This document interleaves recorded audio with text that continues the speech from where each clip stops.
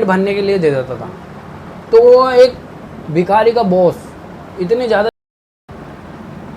Welcome to back my new blog. तो आज के ब्लॉग में हम दिखाने वाले हैं कि भिखारी किस टाइप के होते हैं, मतलब भिखारी के साथ क्या क्या जुर्म हो रहे हैं अब तक की ज़िंदगी में। और वो बहुत पहली मूवी थी सेलम डॉग। तो उस मूवी में दिखाया गया है कि भिखारी क्या करते थे। भिखारी का जो बॉस होता था वो क्या करता था, वो छोटे छोटे बच्चों को किडनैप करता था और किडनैप करने के बाद उनको अपने घर पे लेके जाता था और उनको 15 से 20 दिन अपने घर पर रखता था अच्छे से अच्छे तरीके से, मतलब अच्छे कपड़े पहनाता था, अच्छे खाना खिलाता था। और एक दिन ऐसा आया कि उसको उन लोगों को नींद की गोली खिला दी और वे सो रहे थे उस दिन बेफिक्र होके, तो जैसे रोज़ सोते हैं ऐसे आज सो रहेंगे। और फिर उनकी रात उनको नींद की गोली खिलाई दी तो उनको गहरी नींद में से तो किसी की आँख में तेज़ाब डाल दिया और किसी की आँख वो पे हाथ काट दिए, किसी के पैर काट दिए और फिर उनको हाथों में पट्टी बांध दी, पैरों में पट्टी बांध दी और आँख में पट्टी बांध दी। तो वो भिखारी दिख रहे थे। फिर उनको मजबूरी कारण उनके बॉस ने उनको रेड लाइट पे भेज दिया, मतलब कि अब तुम भीख मांगो, अब तुम्हारा जो मेरा जो रियल काम था करवाने का तुम्हारे ऊपर वो ये काम था, जिस लिए मैंने आपको किडनैप किया था वो ये काम था कि भिखारी मंगवाना। तो उन्होंने उनको रेड लाइट पे भेज दिया। तो उनके पैर में पट्टी वट्टी थी, आँखों में पट्टी, भीगा दे दे भैया दे दे। तो वो भैया भीख मांगते थे। तो भीख मांगने के बाद भीख मांगते थे सुबह से शाम तक। और एक बंदा उनकी रखवाली करता है सारी भिखारियों की कि ये कहीं भाग ना जाए, कभी कुछ ना कर दे, इसीलिए वो एक बंदा रखवाली करता था उनकी। तो सुबह से शाम तक जो भी वे कमाते थे, भीख मिलती थी उनको, वो अपने बॉस के पास लेके आते थे और बॉस के घर वहाँ पर जाते थे जहाँ पर वे रोज़ रहते थे। मतलब जो किडनैप किया था उनके बॉस ने उनको घर पे लेके आते था, उनको घर पे लाया जाता था और फिर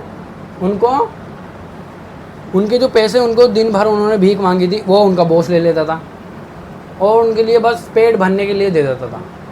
तो वो एक भिखारी का बॉस इतने ज़्यादा पैसे कमा रहा था, एक सरकारी आदमी भी नहीं कमाता होगा इतने।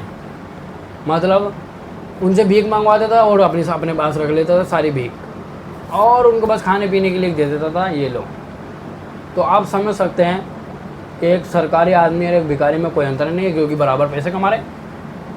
तो ये भिखारी भीख उसी को दो जो ज़्यादा ही मजबूर हो, जिसके ऊपर घर का वो कुछ ना हो, छत वत ना हो, भिखारी मतलब बेकारी हो। तो जैसे भिखारी फिरते रहते हैं सही ठीक ठाक होते हैं और भीख मांग रहे, उनका क्या कारण है भीख मांगने का? अच्छा काम करेंगे, पैसा कमाएंगे, अच्छी ज़िंदगी जिएंगे, पर नहीं, उनको आदत पड़ गई है कि भीख मांगना है, हराम के कमा रहे हैं, बस दे दे भैया दे दे। वो उनको पैसे दे देते 10 रुपये। कभी दारू पीते हैं, कभी सिगरेट पीते हैं, कभी गांजा पीते हैं, कभी स्मैक पीते हैं, फिर ये गलत काम करते हैं। कभी किसी की चोरी कर ली, किसी का एसी के तार काट लिए, कभी कुछ कर लिया। तो ऐसे काम करते हैं दारू पीने के बाद, स्मैक पीने के बाद।